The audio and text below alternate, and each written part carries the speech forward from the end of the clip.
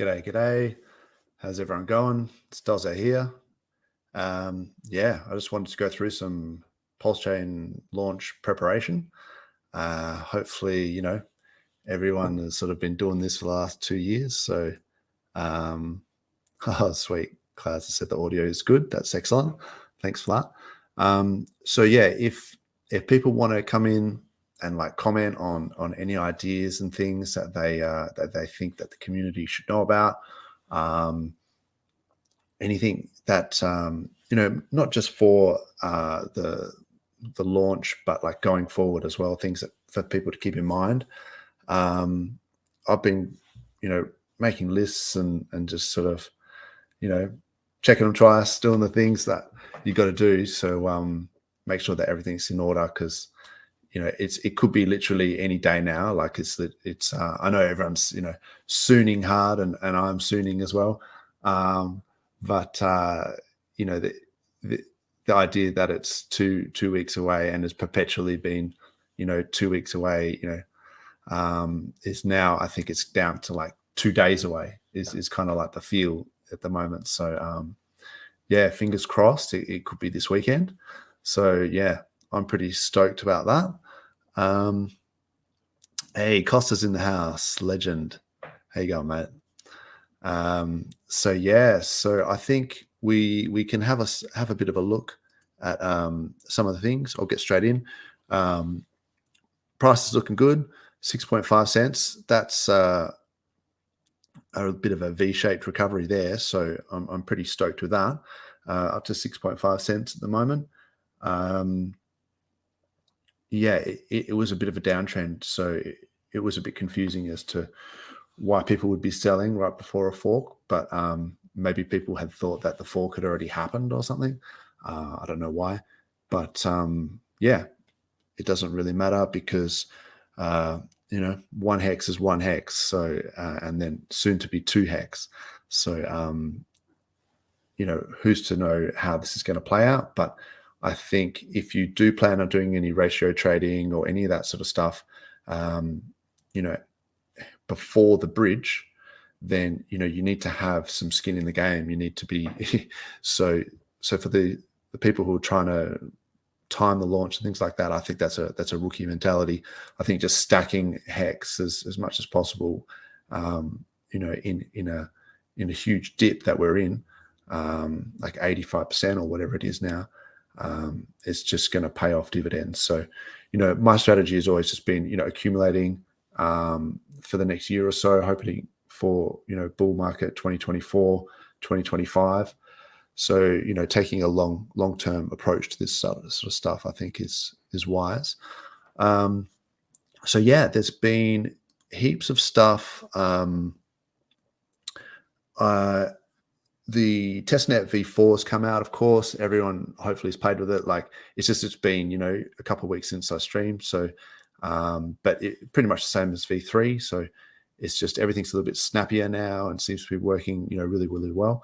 One thing is with the prep. So if you go to gitlab.com/pulsechain.com, you can check out the repository, create an account. Most people have done this already, but you can create an account. You can put notifications on. I'm not logged in at the moment, but you can watch that repository if there's any changes. The other thing you can do is you can put your email notifications. You can set it up with an SMS gateway, like depending if you use Gmail or if you get some third-party SMS gateway where you can take those email notifications and get them to SMS you. Most of them it's like a paid service, but it's like pretty cheap. Not to say that it always works because sometimes, like I noticed this morning, there was a commit for like a branch change and it didn't update the main repository. So I didn't get any alerts, but I think for mainnet, we're going to see all the clients updates. So Aragon, Lighthouse, Prism, GoPulse, all that stuff. So yeah, keep an eye on that. if you actually have a look at that GitLab commit, this is the guide to follow. If you can, I mean, you can kind of see it anyway in the activity for in the repository. But yeah, they would just seem to be making some minor change that, if the primordial fork is ahead, derive the Shanghai rule from the Ethereum mainnet Shanghai timestamp. So that's like a block height, so of Shanghai, I'm presuming. And then it's just saying, so if the fork is after that. So that it sounds like they're doing preparation for the fork. So yeah, bullish. I'm excited. Like, I'm big Kev excited. Dingo Wolf in the house, my man. Peace. That's cool. Yeah. So hopefully, if anyone's got any more, thoughts, I'm only just getting started here, but there's plenty of things to look at. Of course, you want to check out the ispls.live RPC. That's, I think, pinging these RPC servers, and you can try and connect, of course, to on chainlist.org. I think if you go include test nets and then just type in like literally PulseChain. Why it's doing that? Yeah. You can check to see if there's any changes here, and you can connect to the RPC details like straight into your MetaMask. I would recommend, though, only taking the RPC details from Richard Hart's Twitter himself, or one of the devs, I guess. But I think Richard Hart's thing is obviously that's how that you've got legitimate RPC details. And the only other thing about that is, I probably would trust the PulseChain GitLab itself. If, like, say, for example, if you go to the testnet in the repository, you can see the RPC details here.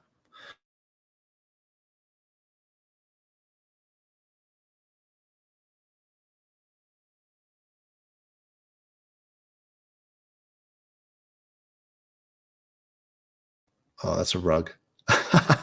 Okay, it's back. Okay, I just got temporarily rugged.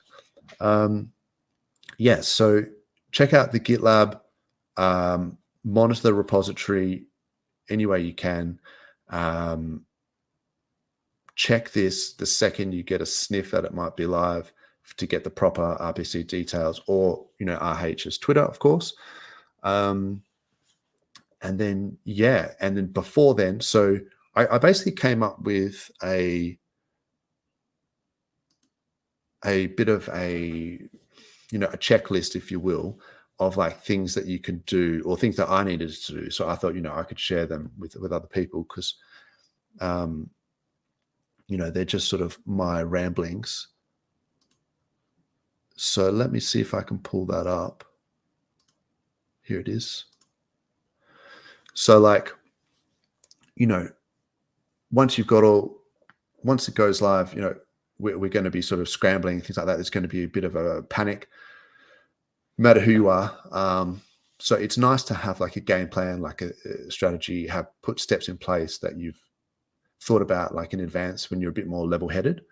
And so some of this, pre-launch checklist that I've got here is just, common sense stuff, but also things for people to, be careful of and to think about beforehand. So, know which wallets you're going to receive any airdrops from, potential airdrops from sacrifices. You could even have a list of your public wallet addresses somewhere. So, not the seed phrases, obviously, keep seed phrases safe, but just the public wallet addresses. So if you need to like transfer, gas between wallets, or, you want to secure certain tokens or things like that. One of the things is that the sacrifice wallets will be targets for malicious tokens. So people will airdrop a whole bunch of scam tokens to these wallets. So, you want to make sure that once you've you've found the correct token addresses for the coins that you're interested in, you probably want to put them in a safe, like hardware wallet. Like I called it a vault here. So I said, create a new hardware wallet using this. So like with Trezor, you can create the seeds offline. So if you, or whatever ledger or some other hardware wallet, you don't want to be online when you're creating these seeds. And you certainly don't want to be like, I mean, you can migrate seeds from like MetaMask to a hardware wallet, but that's not ideal because at some point, it's come up on the screen on your computer somewhere, and people, can copy and paste it and things like that, which is not recommended. So the best thing really is to, use the Trezor or the ledger offline, generate the seeds, write them down, stamp them in metal, and then that seed is protected. Put, however, you want to keep that. But I think metal plates to go. Jexar has a site Brad Bradshaw Knox. I can show you that supplies the metal plates if you need them. But obviously people were sort of well aware of this stuff. But yeah, having your hardware wallets available, depending on where people sometimes for some reason keep them in different locations or whatever. Making a list of token contract addresses, and double check they're accurate. So I guess the token addresses can change for some of the tokens like PLSX, but most of the token contract addresses should be the same as the Ethereum contract addresses. So, I did that was a text. I did a contract address, Excel doc where I just put in a bunch of tokens that I might be interested in, and just to have them there. It's just, I guess it's like a bare minimum that you can do. The other thing you can do is, like, if you play around with your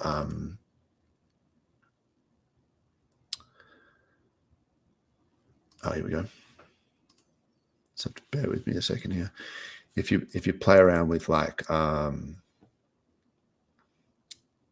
v4, put in your RPC details, go to the PulseX on the testnet v4. Make sure you're proficient with just adding the contract addresses to your MetaMask wallet just with these little foxes, because that's going to be the quickest way to sort of get it from like a known source, if you know what I mean, because these, I guess, are preloaded into PulseX. And yeah, that kind of brings me to a point, which is like, if you are trying to figure out the fastest way to do some of this stuff, like, so say you go to the Block Explorer, there is, and there'll be a mainnet Block Explorer apps. If you go to that drop down, it's taking its sweet time. After I said it was real quick. Yeah, you can just go PulseX, the bridge, the faucet if you need gas, but all the stuff is right there. There's other ways as well, of course. Familiarize yourself with the bridge. Make sure, that's sort of, maybe I'll go back to that that doc, because I think I talk about that. Yeah. So yeah, pre-launch, get your wallets in order, get your security in order, play around with, all the stuff, your bridges, Pulse Ramp, and yeah, I can show people how to, mint their the test DAI to mine it, and then on Sepolia and bridge stuff across. It's pretty basic. Mango Junkie, my man. Oi. Yeah, feel free to add any like tips or like comments and things if you think that people should be, know about for the launch, because it's getting tasty. I can almost taste it.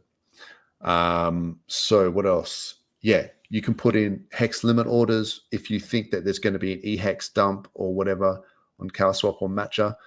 I think we haven't seen the hex price pump like as hard as it could have. It's like 30 cents or something like that before the fork. So I think that people will be less inclined to dump ehex because it's just like, why would you sell the golden goose unless you're getting paid for what it's worth?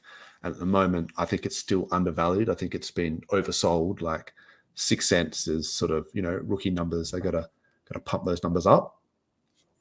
So I don't think we'll be seeing like a massive dump. Like, sure, you might see some wicks down and things like that, but you could just ride it out. Think of the bigger picture, like, and we don't know how the OA is going to bond liquidity. So, people kind of have always sort of said, what if the OA bonds, bridges across some ehex, like 1 billion ehex, and then puts it in a pool with 1 billion hex on pulse, and then sets the ratio 1-1, and then it's at parity, right? But like, what if he makes it 5-1 so that PulseX, but hex on pulse is worth 5 times what it is on Ethereum? We don't know that. It could be 5 times more expensive on Ethereum. So you really don't know. So it's probably not worth gambling, like not knowing those that like those parameters aren't locked down. So know how to add in the RPC details. Mainnet should look something like this. We pretty much know the chain ID at this point, and what the block explorer will probably be. I was just saying, go to the tabs in the block explorer. Add the contract addresses or token addresses. If you need gas, like you're going to need gas, but only like fractions of a pulse. So depending on the traffic, though, who knows? Like some of these guys have been testing, like loading up the network like recently, and it's been cranking the gas prices up. So maybe the first thing you might want to do is, if you've got like a SAC wallet, you depending on which one you SAC for, you probably have some PLS. But if you're not working on that, you might need to transfer some PLS into a different wallet, or make an exchange. So say some people didn't SAC for PLS. So if they've only got PLSX, I think you might get given like 1,000 pulse or something like that. You probably have to check that on that sacrifice thing, the Versal sacrifice page. Actually, I could check that. No, I won't waste people's time. You could always just do a swap for some PLS, for some PLSX for PLS, so you've got some gas. But securing some gas is probably some gas money, some PLS, I think is crucial. Otherwise, you can go to the faucet. You can, but who knows if that's going to be up straight away. There's also the freepulse.io, but they're not likely to be working on mainnet at launch, and they could get swamped like with traffic. So I wouldn't rely on that. Looks like Dingo Will's having a curry. Good on him. That's the way. Go curry. That'd be gamey. That would be gamey for sure. You can't talk about eating goat without commenting that it was gamey. That's like my if anyone asks, "Oh, what does kangaroo taste like?" Or it's like, no, it's gamey. Doesn't really help. Okay, so what else? Check out your ratios. Like if you're interested in doing ratio trades, maybe set like yourself.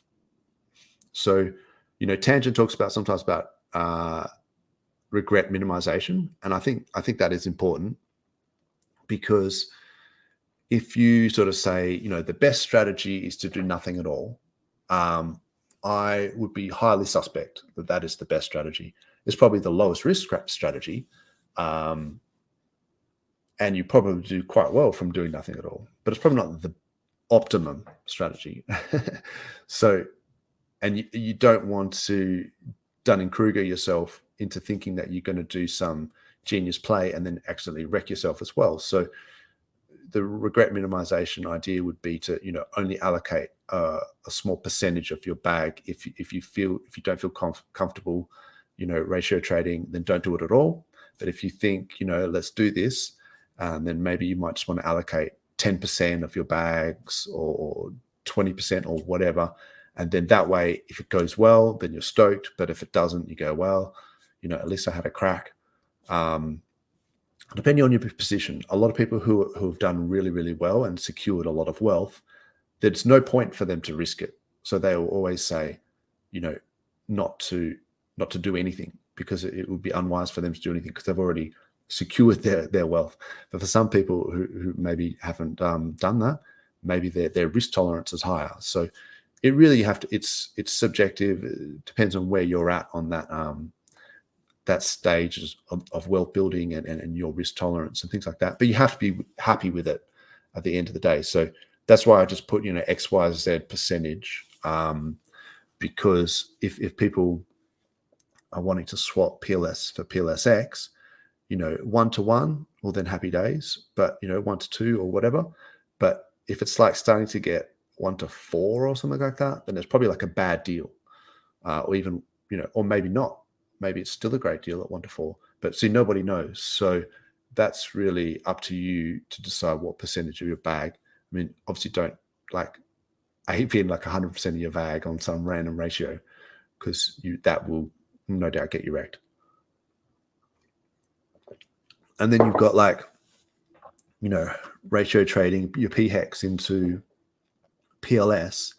So, I did a calculator a while back, and I've talked about it on a few streams and things like that. I'll pull it up again. And so if you made some assumptions that, Hex was at parity, for example, then based on the 10,000 PLS per dollar and EHEX price being, 6.5 cents, then if you say, righto, PLS has done a 7x, for example, then you might expect to get a ratio of around 93 PLS per PHEX. So if you set an upper boundary, I think that's maybe one way to think of it, is if you kind of say, assuming that PLS has done a 10x or whatever, then I expect to get at least 65 PLS per PHEX or whatever. Because the problem is if it's not at parity, and you've got, say, it's worth a tenth of the price of the EHEX, right? Then you'll end up getting far, far less PLS per PHEX, right? So yeah, say for example, that same example, a 7x on PLS, and then but also a 7-to-1 ratio or whatever, then you're only getting 15 PLS per PHEX. So, and it could of course go the other way. You could have PHEX being worth $8 like it is on testnet, which is just crazy. But who knows? So, but if you made an assumption and then you sort of said, okay, well, as long as I get more than 200 PLS per PHEX, then I'd be happy with that, because that means that at parity it's only done a 3x. PLS has only done 3x. So yeah, that's one way to do it, is to put upper bounds, and then of course you can allocate your, like I said before, allocate the percentage of your trades accordingly. So if you saw that PHEX was above 100 PLS per PHEX, then you might put in, X amount of X percentage of your bags, and then if those ratios change over a period of time, then you might be, and you go, oh, okay, then you might want to trade more or whatever. So those numbers are completely subjective, and those percentages can be 0 or whatever, and you can just write it out. The other thing I was thinking about is if you've done any sacks to like random projects or even projects that you thought were good at the time, because most of the sacks happened in a pretty much in a bull market. Well, yeah, it was a lot better than it was now. So, people might want to sell some of these tokens that people sacked for and put them into PLS, dealer's choice. But some people might do that. There are some things that people might have sacked for that they sort of thought, oh, I thought that was really good, but I haven't seen a lot of updates for them for ages. And now I'm like, I just want to.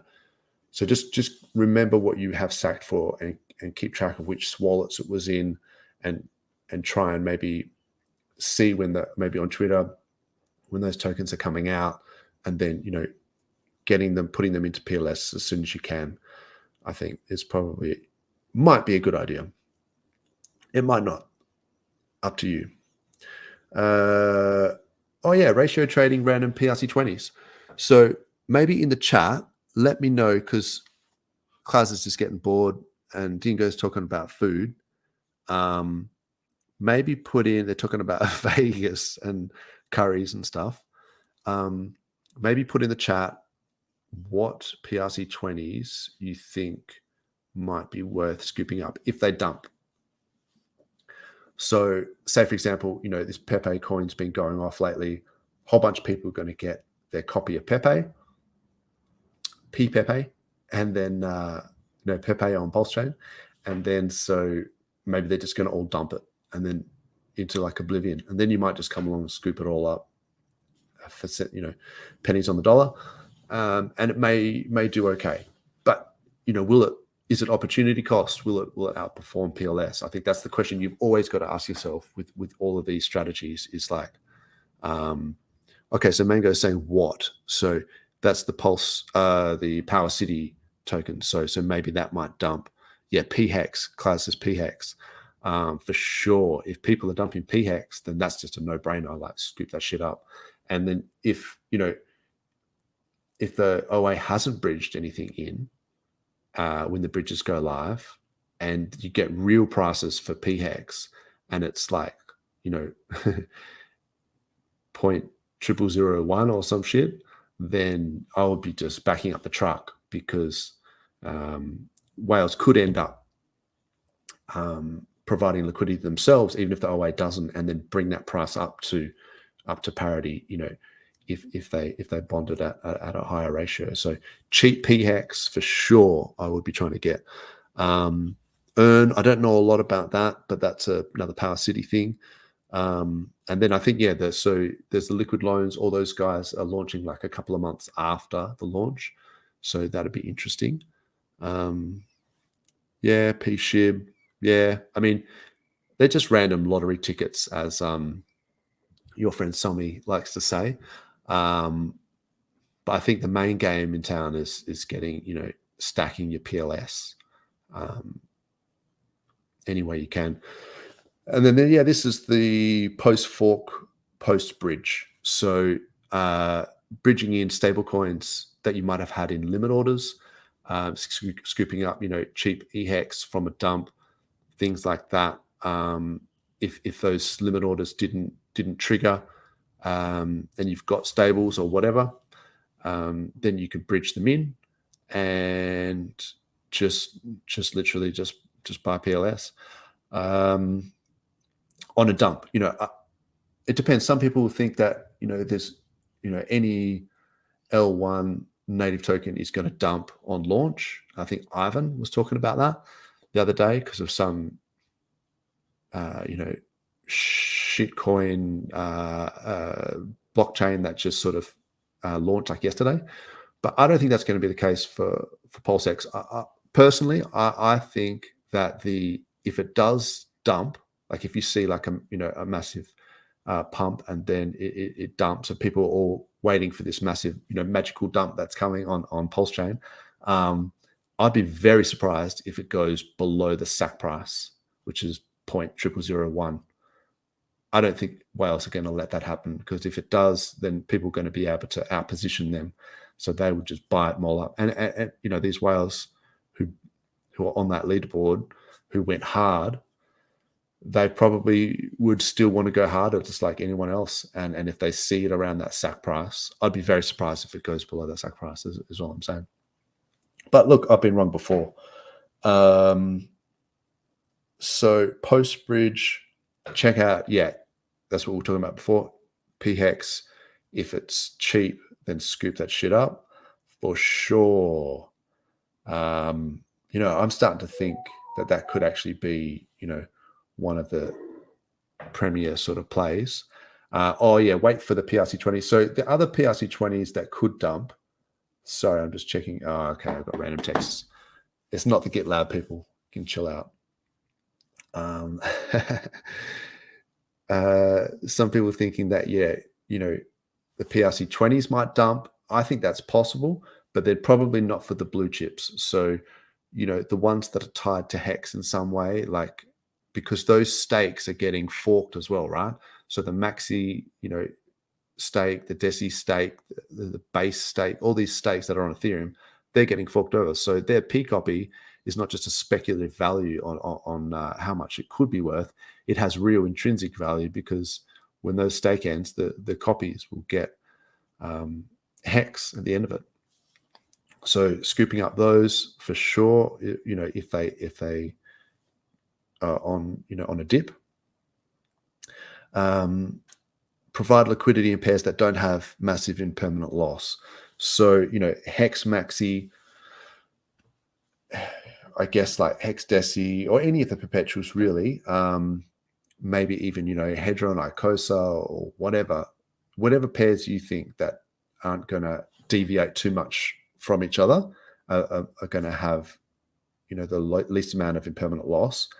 If you provide liquidity for them, and then you can stake those LP tokens and farm them for ink, and then you can take that ink and you can provide liquidity with your ink, and you can compound your returns effectively, even if you were doing it in PLSX pairs or PLS and USDC pairs, and then you're getting ink. You can always put that ink into another liquidity pool and earn more ink. Or you can just sell it and then buy more PLS and add that PLS to your existing LP. There's lots of different things that you can do. Lots of cool strategies for compounding. And there's the PLSX single-sided staking, of course, and strategies around that, like taking profits from the third-party tokens that you get, and then reinvesting that into more PLSX, and then getting more single-sided staking, and just compounding that. So I think that's what people will be doing over the next couple of years. So the launch is one thing, which is great. We get our tokens, but then the game starts. Then you get to start using these mechanisms to kind of compound your returns, and all the while that asset is appreciating, ideally.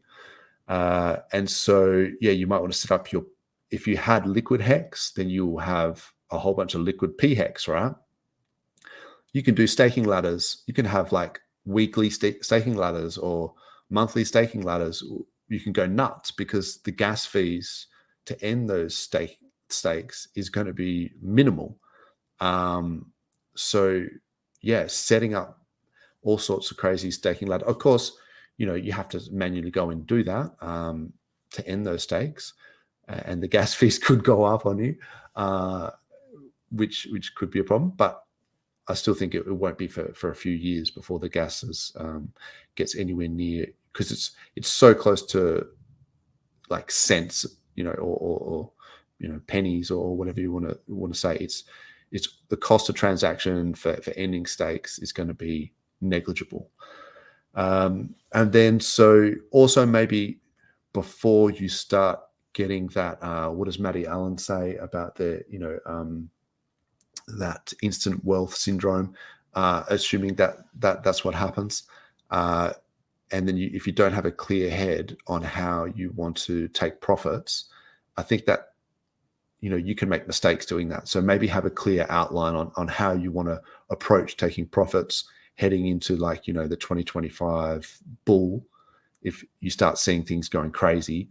But you don't want to take too much profit too soon, because if you just take like 50% of your bags and then it goes on to do another 1000x, you would have missed out on so much. It would be out of control how much you would. So I would sort of recommend, maybe if you're looking at taking profits, a like a staged or a staggered percentage. Say every doubling, for example, like say I've got here, take profits, every 2% every doubling or whatever.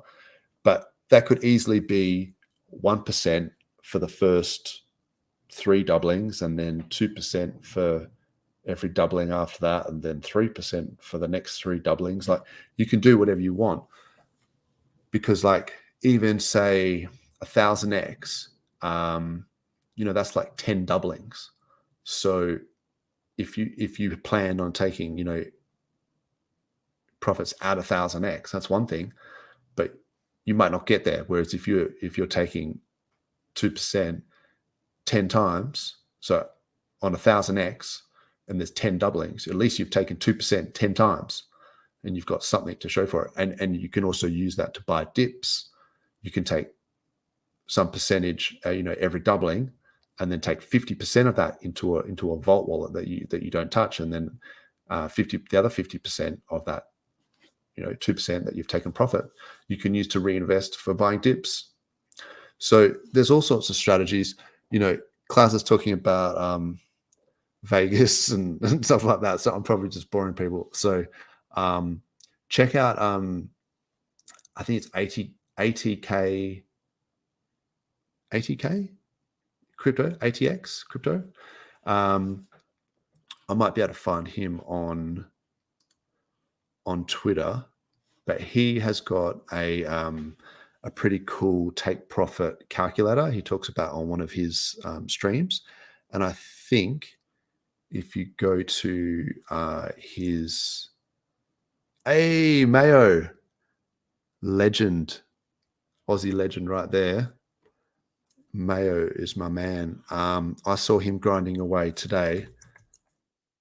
On Twitter, he posted a video of him working hard, like, grinding, trying to get the fiat. Yeah, he looks like a true Aussie legend. So good on him for working hard and doing the righty.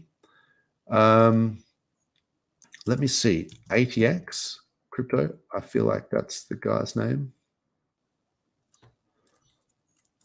You guys know who I'm talking about. Check out ATX crypto. He does streams with Westcott, another cool stream that's just started. It does those music videos and things like that. I'm looking at Twitter at the same time that I'm talking, so it's probably not such a great idea. Let me see if I can pull this up. Yeah, cool. So yeah, ATX crypto has got some sort of take profits calculator, which is quite variable. And if you go to his thing on Twitter, you can go into his Patreon. It costs like $10 or something like that, and then you can get access to his Excel spreadsheet. Or you can just make your own up, like I talked about. If you wanted to, like on like 1000x is like 10 doublings, and you took 1% for the first 3 doublings, and then 2% every other doubling. Like you could do whatever you feel comfortable with. Yeah, Mayo slaving away, my man. I don't work Fridays, so I'm stoked for that, but I do work for the rest of it. I haven't quite retired just yet. So we talked about that. Oh yeah, check out. So this guy who did this is PLS Live. If you go to his Twitter, it's like Hans this guy. I'm pretty sure him and maybe it's like a team of guys who have done it. Full cred for him, because a lot of people use this site, but they don't know who the guy is who's done it. And then you can go to the Telegram. It talks about it in here. Oh, here it is. There's a Telegram here which talks about changes in the RPC server, and it will show up in the Telegram, so you can put messages on there as well. And also, like, I don't know why not many people talk about this, but like it's on the same page.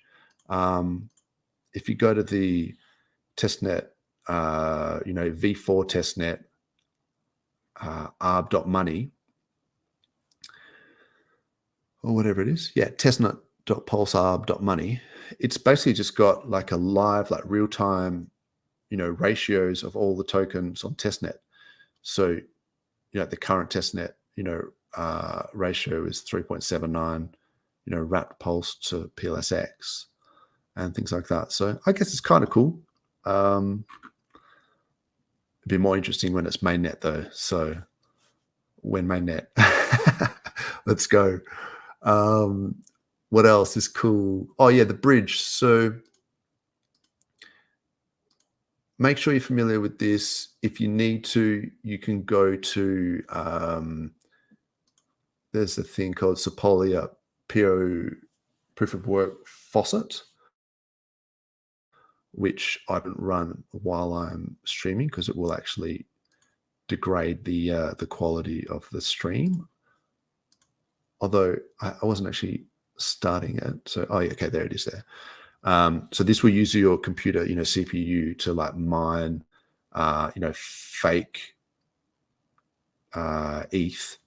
So like Sepolia POW ETH, and then you can use that. So I'll put the links in the description as always. And then because you need the Sepolia ETH on the Sepolia, and you can go to, like, this is a testnet wallet. Sorry, like it is on testnet, but it's like a stream wallet. You can add, the RPC details, add network. It's even, if you add test networks, it's there already. So you can just put in, Sepolia test network, and it's got all the RPC stuff there. So when you have some test die or whatever, and then you can bridge it across to Sepolia and then back. And then I guess this is one other point I wanted to make about that PulseArb site that Hans and the guys did. The reason why the testnet prices you have to take with a grain of salt is, so see these derived like values, and and you can see the same thing when you go to if you put in just hex or whatever, and you just go, what's one hex in terms of die or some shit or whatever, it's like $7. The reason why these have to be taken with a grain of salt is because, and all of these, when people have mined heaps and heaps of test die on various versions of the testnet, you can bridge it across to Sepolia, or in the past it was Rinkeby, and then when the new testnet comes out, you can bridge it back. So, or you can just mine like the Sepolia ETH, and then you're adding value to the system, which is not real. So people can just mint like $1 million worth of test die, and then bridge it, versus test ETH, and then bridge it in, and then they can buy up a whole bunch of P hex or hex on the testnet PulseChain. So it's not represented because you've injected so much more capital into the testnet than that would normally exist, and it's not like, because there will be people obviously that will inject capital into mainnet, right? But they couldn't just print it using a faucet, like they have to, so they're going to be less, flippant with their money. Whereas people might just have like I say, printed like $1 million worth of test ETH and then bridged it in, and then just go on a shopping spree and buy a bunch of shit. So you don't know like if these values, like the derived USD is representative at all. So yeah, check out the bridge. Make sure you're familiar with it. There's a whole bunch of bridges. If you go like on DeFi Llama to various networks, right? So hopefully to bridge, we'll be able to bridge in using PLSX as well. So that's the Power City one. Play around with that if you can. Like, these are all just things, suggestions I'm saying before you have to. Oh yeah, wants to connect to the test wallet. Yeah, so play around with PLSX if you haven't. It's kind of cool. You just choose a network, choose your token, bridge it across. So you do swaps, cross-chain swaps. Yeah, very handy, particularly if you don't want to go through an exchange for whatever reason. Yeah. So, and then once they've incorporated Pulse Ramp into that, then it's going to be, it's going to be boss. So yeah, that's pretty much it. I think I talked about your security, getting your security sorted first, like in terms of prep. I won't bring that up, but this is Jex's site. CVOL. Oh, okay, here it is. Yeah. So these are in Aussie prices, but yeah, you can get your plates, stamp your seed in them. Make sure you've got like a separate, hardware wallet. So you get your tokens out of these SAC wallets. I think that's important because you don't want to accidentally try and sell like a malicious token and then lose, the thing that you've been waiting 2 years for. So I think having separate things is a good idea. And then, yeah, the only other thing I was going to say was like, check out David Feeder's got the validator store. He's got free tutorials, like how to set up, Linux on a NUC and all sorts of things, all the scripts. Jex has got scripts. There's a whole bunch of information out there.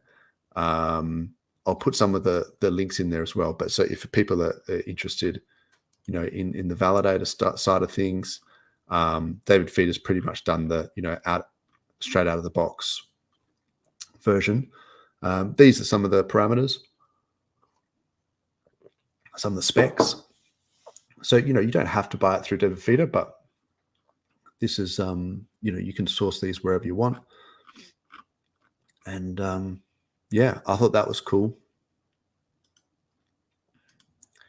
Good luck, Dawes. Thanks, Costa. Appreciate that. And yeah, good luck to you, mate. I hope it all goes well. Good luck to everyone. Oh yeah, so this was another thing. Marco the Hexagon's got some crafting stuff that he does, these leather patches. They're pretty cool. Check that out. I thought that was cool. Lord Thrash. This guy's got some cool shit as well. So you can get hex shoes, hex clogs if you're class. And yeah, there's some cool shit there as well. So yeah, that's pretty much it. I'll leave it there. I hope that was helpful for people to, get their head in the game. It's going to be a bit of a marathon, and but yeah, just doing those steps, preparing, I think it'll put you in a good stead for when mainnet launches. Cool. All right, thanks everyone. Rock on, and yeah, good luck to everyone. Hopefully, next time I stream, in 2 weeks, mainnet will have launched. So yeah, I'll see you on the other side. Thanks, everyone.